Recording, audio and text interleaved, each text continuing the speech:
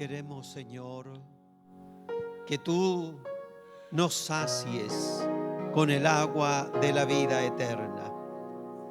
Señor, quienes tienen sed buscan las maneras de saciarla. Los que tienen sed espiritual buscan la manera de saciar su sed espiritual, darle sentido a la vida, razón para vivir. Y buscan en un lugar y en otro, sin poder finalmente saciarse, hasta que tú les das agua viva. Y entonces sus vidas encuentran sentido y razón. Ven a darle sentido y razón a nuestra vida, Señor. Ven a darnos la razón para vivir. Ven y sácianos. Te lo pedimos en el nombre de Jesús. Amén. Tomen sus asientos. Dios les bendiga. Estaba pensando en la letra de esta canción mientras la cantábamos. Y me imagino que si pudiéramos buscar un compositor de esta canción en la Biblia, por lo menos a mí se me ocurre una compositora, no un compositor. No sé si ustedes están pensando en la misma persona que yo, la mujer samaritana. Yo creo que ella perfectamente pudo haber escrito esta canción: Señor, dame del agua de la vida eterna. Dice la Biblia que ella había tenido 5 maridos y el que tenía ahora tampoco era su marido. Y Jesús le ofrece agua de vida. Lo que está diciendo es que ella ha procurado ser una mujer feliz. Y a lo mejor ella pensaba que no era feliz por los compañeros que tenía, por los maridos que tenía. Y los iba cambiando pensando que seguramente uno de ellos le iba a dar razón y sentido a su vida. Pero no era así. Hasta que encontró el agua de la vida que Jesús le ofreció. Y dice que cuando ella encontró a Jesús y el agua viva, se fue por toda la ciudad de Samaria contándole a todos que había encontrado razón para su vida. El agua de la vida representa sentido para la vida. Sentido y razón para la vida. Bueno, algunos de ustedes, igual que yo, somos de la época del 80, más o menos la música del 80, ya nos marcó. Y no estoy hablando de la música cristiana, hablo de la música secular. Yo a veces me pongo a buscar en YouTube canciones de mi época. Y anoche estuve escuchando muchas. Y estuve también escuchando acerca de la vida de algunos de esos cantantes que yo conocí por la televisión, por la radio, muchos italianos de esa época. Y leí acerca de sus vidas también. Y cómo siendo tan famosos, a veces la fama no llenó sus corazones. Y terminaron sus días perdidos en alguna adicción. Bien, creo que realmente Jesús puede darle sentido y razón a nuestras vidas. ¿Están de acuerdo con eso? Es así. Y eso fue lo que hizo Jesús también cuando llamó a sus discípulos. Les dio sentido y razón a la vida de esos hombres, a quienes Él llamó para ser sus discípulos. Dije el domingo 5 de junio, cuando comenzamos el mes de las vocaciones ministeriales, acerca del llamado de los primeros discípulos. Y dijimos en ese domingo que la vocación es un llamado de Dios a una manera de vivir. La vocación es una forma de vida. No es solamente enseñar algo, no es solamente hacer algo para que otros lo vean o aprendan, sino que la vocación es un cambio de vida. Y cuando Jesús llamó a los discípulos, los llamó precisamente a este cambio de vida. ¿Recuerdan ustedes que Jesús comenzó llamando a pescadores? a Simón Pedro y a su hermano Andrés. Ellos eran pescadores y el Señor los llamó a ser discípulos y la vida de ellos cambió. Aunque ellos no eran expertos en la ley, sí eran personas que tenían un corazón dispuesto. Nosotros, dije yo ese domingo, seguramente tampoco somos las personas más preparadas, las más capacitadas, pero a Dios le plació llamarnos y hoy podemos decir que somos sus hijos. Ustedes, al igual que yo, podemos decir somos hijos e hijas de Dios. Por misericordia. Estos pescadores estaban afanados en su tarea de pesca, en su oficio de pescador y pescadoras. Y el Señor les llamó a ser discípulos y discípulas del Señor. La Biblia solo nombra discípulos varones, pero hubieron mujeres también que lo siguieron, que aprendieron de él. No se olviden que María asumió la actitud de un talmid, que es un discípulo, cuando se sentó a los pies de Jesús para oírlo, mientras Marta hacía tantos quehaceres. Así es que ese día glorificábamos a Dios y le damos gracias porque sin tener la capacidad, ni tener las virtudes, ni los atributos, a Él le plugó llamarnos. Y por misericordia hoy podemos decir que somos hijos e hijas de Dios. Pero dijimos ese día también, estoy haciendo un recuento de lo que dije ese domingo, que el Señor busca personas dóciles a su voluntad. Personas que estén dispuestas a aprender, que estén dispuestas a obedecer, porque dije yo de que el hombre y la mujer conforme al corazón de Dios es quien está dispuesto a obedecer, y puse como ejemplo a David, de quien Dios dijo: este es un hombre conforme a mi corazón. Hermanos, en esa época los discípulos no elegían a los maestros, eran los maestros los que elegían al discípulo. Por eso es que Jesús le dijo un día a sus discípulos: no me eligieron ustedes a mí, sino que yo los elegí a ustedes. Y vuelvo a decir otra vez que por misericordia de Dios, Dios lo eligió a usted y Él me eligió a mí. Nosotros no elegimos a Dios, Él nos escogió a nosotros. Así como Andrés y Pedro tuvieron que esperar que el Señor Jesús los llamara, aunque su corazón querían, pero tenían que esperar el llamado de Jesús. Ustedes y yo también fuimos llamados por el Señor por misericordia. Y por eso damos gracias al Señor. Hermanos, también dijimos que hay veces que las personas piensan que para ser un discípulo del Señor, un seguidor del Señor, hay que estar desocupado. Porque equivocadamente nosotros siempre decimos: no puedo hacer esto, no puedo ir a la iglesia porque estoy muy ocupado, porque tengo que trabajar, porque tengo que criar a mis hijos, porque tengo tantas cosas que hacer. Entonces, cuando esté desocupado, sí voy a aceptar el llamado del Señor. El Señor llama a gente ocupada. Pedro, Andrés están ocupados. Jacob y Juan, que también son pescadores, están ocupados.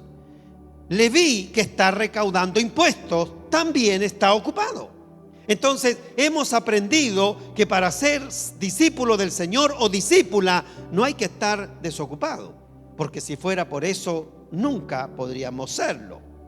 Bien, los judíos sabían lo que significaba ser un discípulo, y como Pedro y Andrés eran judíos, él sabía lo que significa ser un talmid, un discípulo. Ellos sabían que cuando el rabí los llamaba, el maestro los llamaba para ser un talmid, un discípulo, ellos tenían que dejarlo todo. Saben que nosotros los cristianos en el siglo XXI parece que hemos olvidado algo de eso, porque siempre estamos postergando el llamado por otras cosas que tenemos que hacer. Pero el discípulo de aquella época sabía que cuando el rabí lo llamaba a ser su discípulo, ellos tenían que dejarlo todo. Nosotros hemos sido llamados por el Señor también, y hay cuestiones que nosotros tenemos que dejar. Hay cosas que no pueden, no se condicen con ser discípulo y ser también la persona que éramos antes. Cuando uno es llamado por el Señor a ser discípulos, hay hábitos que tenemos que dejar. Hay amistades que tenemos que dejar. Hay lugares que tenemos que dejar. Hay familias que a veces tenemos que dejar cuando el llamado lo requiera. Y dije yo que el problema que tiene la iglesia de hoy es que tiene cristianos en sus templos que no son discípulos. Y no es posible ser un cristiano sin ser un discípulo. En la época de Jesús, ser un discípulo y ser un cristiano era lo mismo. Desgraciadamente pareciera que hoy puedo ser un cristiano perfectamente, pero no me pidan que sea discípulo. Bueno, Jesús llamó a Juan, a Andrés, a Jacob, a Pedro, los pescadores, ¿y qué les dijo? En su lenguaje de ellos: ustedes ahora serán pescadores de hombres. Hermanos, por 2000 años los discípulos de Jesús han estado pescando personas, han estado trayendo personas a los caminos del Señor, y ellos aprovecharon la oportunidad porque sabían lo que era el llamado cuando el Jesús los llamó para ser ahora pescadores de hombres. Terminé mi reflexión ese día, domingo 5 de junio, con dos preguntas. ¿Qué ha significado para nosotros el llamado de Dios a servir en su reino? ¿Es también para nosotros un privilegio, como lo fue para Andrés, como lo fue para Pedro, como lo fue para Juan y Jacob? ¿Es para usted un privilegio ser un discípulo y una discípula del Señor? ¿Sabe por qué hice esta pregunta? Y ya ahora comienzo con el sermón de hoy. Porque a veces pareciera que ser un discípulo del Señor no es un privilegio, no es un honor. ¿Y por qué digo esto? Porque hay cristianos que ponen tantas trabas, tantas excusas, que pareciera que Dios vino a importunarlos cuando los llamó. Es como cuando usted está durmiendo plácidamente y alguien va y lo despierta. Anoche se durmió a las 3 de la mañana y son las 7:30 de la mañana y alguien va y lo despierta. Obvio que usted se levanta y se despierta molesto porque se acostó a las 3 de la mañana. Pareciera que hay personas que se sienten molestos y contrariados con el llamado que el Señor les hace, y no consideran que para ellos ser un discípulo sea un privilegio, que todo estaba tranquilo hasta que el Señor me llamó, como que la vida iba perfecta hasta que el Señor me llamó. Mateo capítulo número 4, verso número 20, lo leímos aquel día. Dice: ellos entonces, frente al llamado del Señor Jesús, ellos entonces, dejando al instante las redes, le siguieron. Es decir, el llamado fue obedecido inmediatamente por ellos. Ellos respondieron. Está hablando de Pedro y de Andrés, está hablando de Jacob y de Juan. Ellos respondieron de inmediato. Pero saben, hermanas y hermanos, la Biblia dice que hubieron otras personas que no fueron contadas entre los discípulos del Señor porque no quisieron aceptar el llamado. Lucas capítulo 9 da cuenta de esas personas a quienes el Señor Jesús llamó, pero ellos no aceptaron el llamado. Lucas capítulo 9, verso 59. Allí comienza a relatarse este llamado que Jesús les hizo, pero que ellos no aceptaron. Y dijo a otros: sígueme. Y le dijo: Señor, déjame que primero vaya y entierre a mi padre. Y dice el texto más adelante: Jesús le dijo: deja que los muertos entierren a sus muertos, y tú ve y anuncia el reino de Dios. Sigue diciendo más adelante: entonces también dijo a otro: te seguiré, Señor, pero déjame que me despida primero de los que están en mi casa. Entonces le dijo: ninguno que poniendo su mano en el arado mira hacia atrás está apto para el reino de Dios. ¿Se fijan que aquí el Señor Jesús también llamó a estas personas? Y uno de ellos dijo: tengo que enterrar a mi papá primero, antes de seguirte. Tengo que aclarar lo que significa enterrar al papá primero. Porque alguien podría decir: bueno, si mi papá se murió el viernes, yo el domingo lo entierro y el lunes sigo al Señor.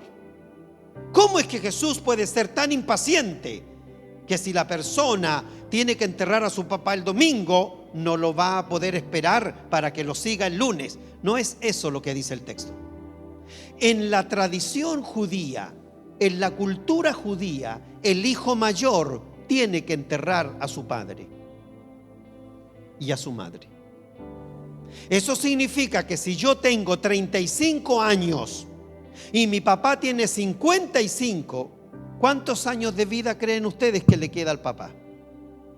Mínimo 30. Entonces yo tengo que esperar a que mi papá se muera, enterrarlo y después seguir a Jesús. Eso significa que yo podría seguir a Jesús de aquí a 30 años por lo menos. Tendría que esperarme. Eso significa el texto. La costumbre de enterrar al papá, había que esperar que se muriera. No es que el papá estaba enfermo y se va a morir mañana. No, tengo que esperar que mi papá se muere. Mi papá tiene 55 años. Mi papá por lo menos mínimo va a morir de 80. Es decir, le quedan 25 años de vida. No puedo seguir a Jesús hasta que mi papá no se muera. Como también ustedes saben que la costumbre judía era que la hija menor no se casa sin que la mayor se case primero. Así que hasta que la mayor no se casara, las hijas menores no se podían casar. Bueno, entonces cuando Jesús le está diciendo a esa persona: deja que los muertos entierren a los muertos, le está diciendo: tú sígueme ahora. Bueno, pero hubieron personas, otros le dijeron: tienes que esperar que me despida. Y el despido también toma mucha gente. Hermanos, hay gente que en el día de hoy pone excusas para seguir a Jesús. No son estas, pero son otras. Hay otro episodio en la Biblia cuando el Señor invitó a varios a una boda, ¿se acuerdan? Y luego los mandó a buscar para que vinieran a la boda. ¿Y qué dijo uno? No puedo ir porque me compré una yunta de buey y la tengo que ir a probar. El otro dijo: no puedo ir porque me acabo de casar y no puedo ir. Y el otro dijo: no puedo ir también porque me compré un campo y tengo que irlo a ver. Es decir, hay muchos que rechazaron el llamado. No todos le dijeron a Jesús sí cuando Él los llamó. Y en el día de hoy hay muchas personas que también rechazan la invitación del Señor. Mateo cuenta de otros 2 hermanos que sí respondieron al llamado del Señor y lo dejaron todo. En Mateo capítulo 4, verso 21, ahí están los 2 hermanos que yo le nombré antes. Ahí está Jacob, hijo de Zebedeo, y Juan su hermano. Dice el texto: pasando de allí vio a otros 2 hermanos, Jacob hijo de Zebedeo y Juan su hermano, en la barca con Zebedeo su padre, que remendaban sus redes, y los llamó. Hermanos, Jacob, que en hebreo es Jacob, y Juan, que es Johanán, también fueron llamados por Jesús. Pero ellos inmediatamente aceptaron. Y fíjense en este detalle: no solo dejaron su oficio, sino también dejaron a su padre. Porque dice el texto: pasando de allí vio a otros 2 hermanos en la barca con Zebedeo su padre. Entonces Juan y Jacob no solo dejaron el oficio por seguir a Jesús, dejaron también su familia. Porque hay llamados que también involucran dejar a sus familias. Conozco uno de alguien que tuvo que dejar a la familia porque la familia no aceptó que él fuera evangélico y lo marginaron, lo comenzaron a marginar y finalmente él tuvo que irse de la casa. Hay personas que han tenido que dejar a su familia también. Y dice el verso 22 de Mateo 4: y ellos dejando al instante la barca y a su padre. ¿Lo dice ahí? Y ellos dejando al instante la barca y a su padre, lo siguieron. Hermanos, Pedro, Andrés, Jacob y Juan fueron los primeros discípulos y luego llegaron otros que se van a mencionar más adelante. Bien, Jesús los llamó a ustedes y me llamó también a mí. ¿A qué nos llamó? Porque ya que somos llamados, deberíamos saber a qué fuimos llamados, ¿verdad? Bien, el Señor Jesús nos habla de su ministerio en el capítulo 4, pero en el verso 23 habla de que llamó a Jacobo y a Juan, y luego el Señor Jesús dice para qué los ha llamado. Dice el verso 23 de Mateo capítulo 4 en el texto bíblico: y recorrió Jesús toda Galilea, enseñando en las sinagogas. Este es el ministerio de Jesús y a esto los ha llamado, enseñando en la sinagoga de ellos. ¿Quiénes son ellos? Los judíos. Y predicando el evangelio del reino y sanando toda enfermedad y toda dolencia en el pueblo. Entonces, aquí en este verso dice claramente cuál es el ministerio de Jesús y para qué llamó a sus discípulos y para qué lo ha llamado a usted y para qué me ha llamado a mí. Y recorrió Jesús toda Galilea. ¿Y qué es lo que hacía? Enseñaba y predicaba el evangelio del reino. ¿Y qué más hacía? Sanando a toda enfermedad y toda dolencia del pueblo. El Señor le ha llamado a usted a predicar el evangelio. El Señor lo ha llamado a usted a enseñar su palabra. Y el Señor lo ha llamado a usted y a mí a confirmar con milagros y prodigios su palabra a través de sanidades, prodigios y milagros. Hay algunos que piensan que los milagros de Jesús quedaron en el pasado, que ya en esta época no existen esos milagros. Yo creo que no es así. Yo creo que en el día de hoy todavía el Señor sigue sanando enfermos. Por eso es que oramos por los enfermos, porque si no creyéramos que el Señor los puede sanar, entonces ¿para qué oramos? El Señor sigue sanando. Su ministerio todavía es de sanidad. Entonces Jesús enseñaba la palabra de Dios y predicaba el evangelio del reino. No se olviden de eso. Lo que nosotros debemos predicar es el evangelio del reino. Para eso tenemos que estudiar la Biblia y saber lo que el Señor dice en su palabra. El evangelio viene de la palabra griega evangelion, que quiere decir literalmente buenas nuevas, buen mensaje. Entonces predicar la palabra de Dios es predicar buenas nuevas, es decir, buenas noticias. En otras palabras, Jesús enseñaba las buenas nuevas del reino de Dios. Mateo capítulo 4, verso número 17. Estamos en Mateo 4 aquí. Dice el texto ahí de Mateo 4, 17. Desde entonces comenzó Jesús a predicar y a decir: arrepentíos, porque el reino de los cielos se ha acercado. El Señor lo llamó a usted y a mí a predicar el evangelio. Y saben ustedes que aunque a alguno no les guste, predicar el evangelio también contempla decir arrepentíos. Hay personas a las que no les gusta que les digan que se tienen que arrepentir, pero la predicación del evangelio contempla también el decirle a las personas que se arrepientan de sus pecados, como ustedes y yo nos arrepentimos de nuestros pecados. El estudio bíblico del jueves estuvo maravilloso cuando se nos enseñó cómo es que nuestro corazón puede permanecer limpio.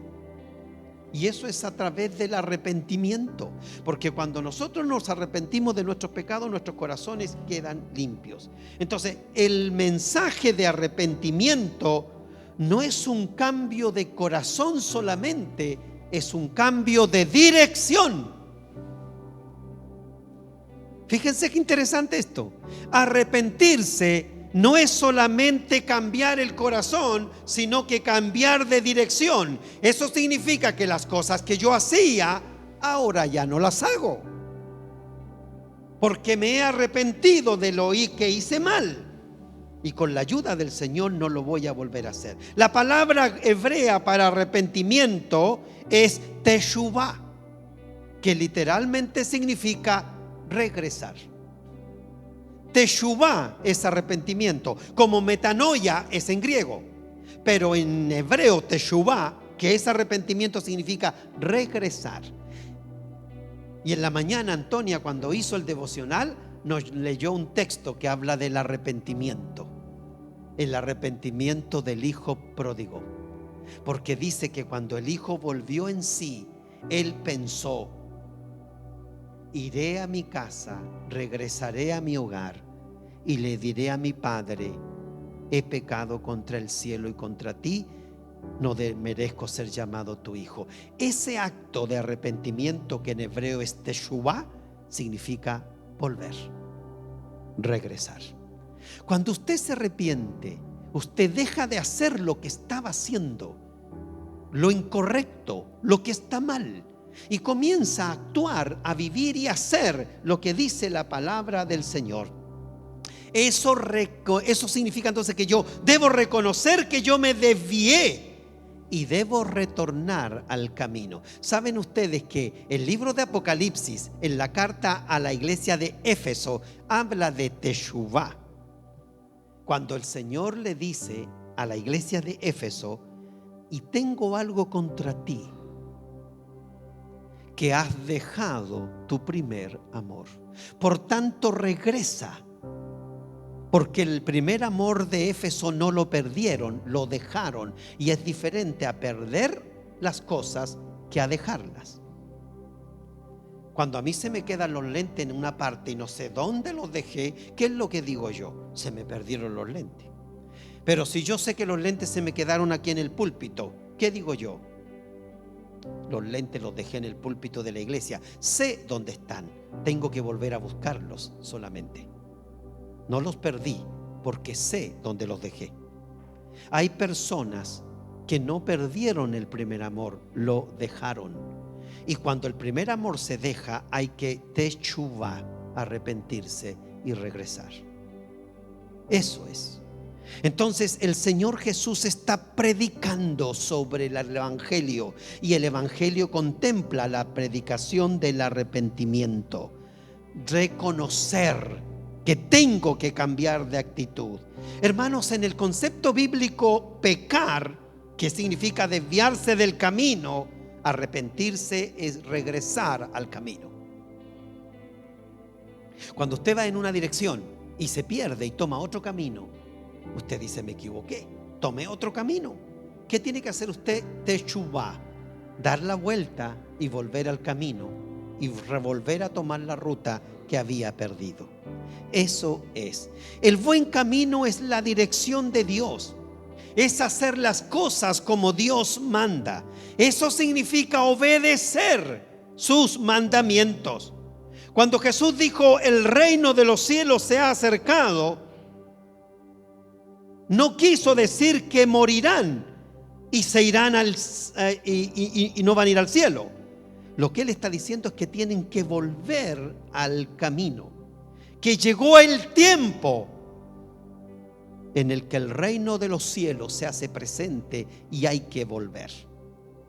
Cuando uno viaja, ya voy a terminar, y vamos todos en un bus y vamos a la playa, y ya son las 6 de la tarde, todos llegamos en el bus a la playa en la mañana a las 9.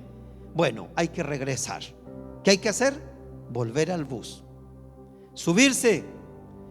Vamos a subirnos al bus porque nos vamos. Ya llegó la tarde, nos tenemos que ir. Todos los que volvimos tenemos que subirnos al bus y regresar. ¿Saben lo que dijo Jesús cuando dice el reino de los cielos se ha acercado? El reino de los cielos está entre nosotros. Que yo ya tengo que dejar de estar donde estoy. Tengo que regresar y entrar al reino de los cielos. Porque el reino de los cielos ya está aquí. Ya llegó el bus que nos viene a buscar. Hay que subirse al bus porque nos vamos. El reino de los cielos ya está. Tenemos que entrar. Eso es lo que Jesús quiso decir cuando dijo: el reino de los cielos se ha acercado. Tenemos que retomar el camino del reino de Dios y subirnos y entrar en él. El reino de los cielos está a la mano. ¿Sabe lo que uno dice en el Padre Nuestro en Mateo capítulo 6 verso 10? Ustedes que se saben el Padre Nuestro van a reconocer esto que dice Mateo 6:10. Venga tu reino, hágase tu voluntad, como en el cielo, así también en la tierra. Eso significa que el reino de los cielos está a la mano. El reino de los cielos está cerca. Quiere decir que está listo para que yo entre, para que yo lo accione y para que yo comience a practicarlo en mi vida. Está a la mano significa que puedo alcanzarlo, que no está lejos, que no es imposible, sino que está cerca. La Biblia dice que los mandamientos no están lejos, ni están difíciles de cumplir. Deuteronomio capítulo número 30, y termino con esto, verso 11 al 14. Estamos hablando de vivir en obediencia al Señor. Deuteronomio 30, 11 al 14. Dice: porque este mandamiento que yo te ordeno hoy no es demasiado difícil para ti, ni está lejos, no está en el cielo para que digas: ¿quién subirá por nosotros al cielo y nos lo traerá y nos lo hará oír para que lo cumplamos? Ni está al otro lado del mar para que digas: ¿quién pasará por nosotros el mar para que nos lo traiga y nos lo haga oír a fin de que lo cumplamos? Porque más cerca de ti está la palabra en tu boca y en tu corazón para que la cumplas. Así es que nadie podría decir que los mandamientos del Señor y el reino de Dios está tan lejos que yo no pueda entrar en él. Hermanos, los mandamientos son alcanzables. El problema es el corazón del ser humano, que no quiere vivir de acuerdo a los mandamientos del Señor. La elección de vivir de acuerdo a los mandamientos del Señor es suya y es mía. Somos nosotros los que tenemos que decidir regresar y comenzar a vivir de acuerdo a su palabra. En el reino de los cielos, Dios es Rey.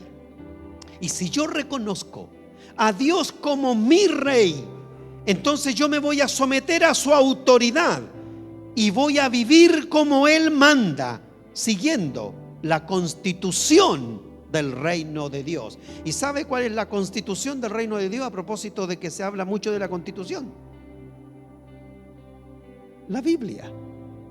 La constitución del reino de Dios es la Biblia. Y nosotros tenemos que vivir de acuerdo a la constitución del reino de Dios. Solo que esta no hay que cambiarla, no hay que modificarla, y tampoco esta la hacen los hombres. Esta constitución la hizo Dios. Entonces yo tengo que vivir en el reino de Dios, porque es el reino de Dios lo que predicamos. Usted puede decir: yo ahora pertenezco a la iglesia metodista. Claro, como denominación terrenal somos de la iglesia metodista, pero ¿saben en realidad yo a qué pertenezco? Al reino de Dios. El día de mañana voy a estar con los bautistas, no lo sé, o con los pentecostales. Bueno, yo antes de estar en la iglesia metodista, yo era pentecostal.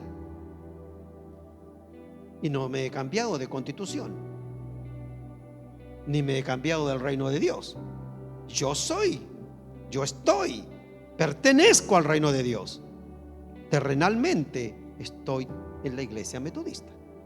Pero usted y yo somos miembros del reino de Dios, porque cuando yo acepté el evangelio, yo no acepté una denominación, yo acepté entrar al reino de Dios. Eso es el reino de Dios.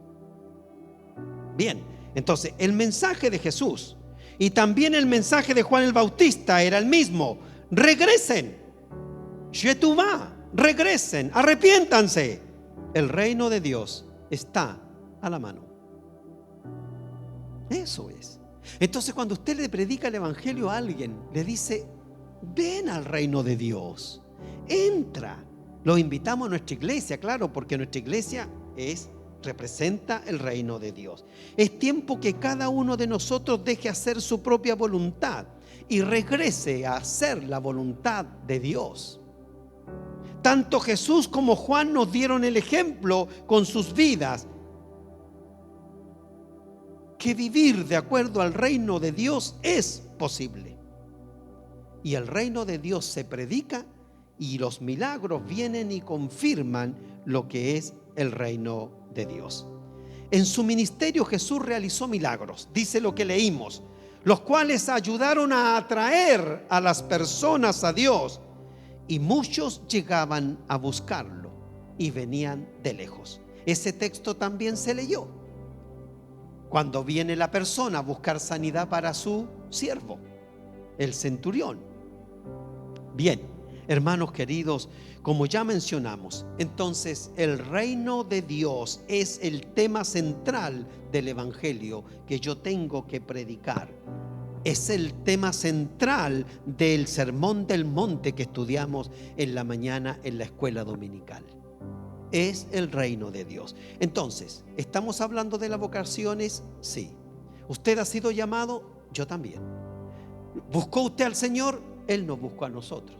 Él puso en nuestro corazón que viniéramos a Él, pero fue Él el que tuvo la idea. ¿Está usted desocupado? No. Tenemos muchas cosas que hacer, pero aún el Señor nos llamó. ¿Somos los más capacitados? Tampoco. Hay otros que están más capacitados que nosotros, pero al Señor le plació llamarnos a nosotros. ¿El discipulado contempla dejar? Sí, hay que dejar. Hay que dejar cosas, amistades, lugares, formas de vida. ¿Por qué? Porque el discipulado es una manera de vivir. Discipulado no es agarrar la Biblia y aprender lo que la Biblia dice nomás. Discipulado tiene que ver con vivir de acuerdo a lo que la Biblia dice. Y esa es una lucha permanente en la que todos estamos, porque ustedes sabrán que no todos podemos vivir de acuerdo a lo que dice la palabra, porque a veces no es fácil. Pero en ese camino estamos. En ese camino estamos, ¿verdad? Entonces usted y yo somos discípulos y discípulas del Señor, llamados a proclamar el reino de Dios, llamados a enseñar, a predicar y también a llamar al arrepentimiento. Eso también es. Entonces, en este mes de las vocaciones ministeriales, es importante que recordemos: ¿para qué me llamó el Señor? ¿Para qué? Todos los que estamos aquí hemos sido llamados a lo mismo.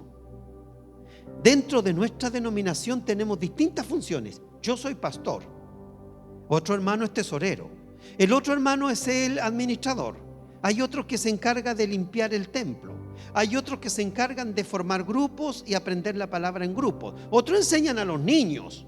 Cada uno tiene una función distinta, pero todos tenemos el mismo llamado: predicar el reino de Dios. Todos tenemos el mismo llamado. Del pastor, todos. Del más humilde, del más jovencito, del más adulto, todos.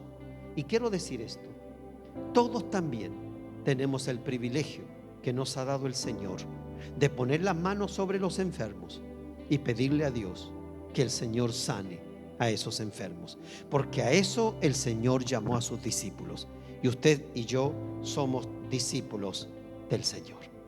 Que Dios les bendiga, hermanos y hermanas, y no se olvide, soy un cristiano, sí, pero soy más que cristiano, soy discípulo del Señor, soy discípula de Cristo y lo sigo, y he tenido que dejar algunas cosas para ser el discípulo que el Señor espera que yo sea. Oremos. Padre celestial, gracias, Señor, en esta tarde por su palabra. Gracias, Señor, porque ella nos ilumina, porque ella abre nuestros ojos y nuestro entendimiento para comprender qué estamos haciendo aquí. ¿Por qué nos decimos discípulos? Señor, yo sé que no es fácil.